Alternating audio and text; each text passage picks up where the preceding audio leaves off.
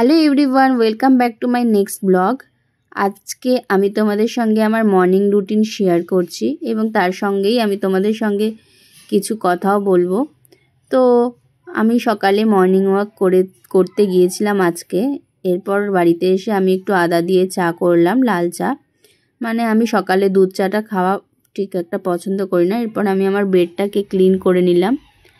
তো আমি তোমাদের আজকে মানুষ সম্বন্ধে একটা কথা বলতে চাই। আজকে বর্তমানের ডেটে মানুষ বড়ই অদ্ভুত।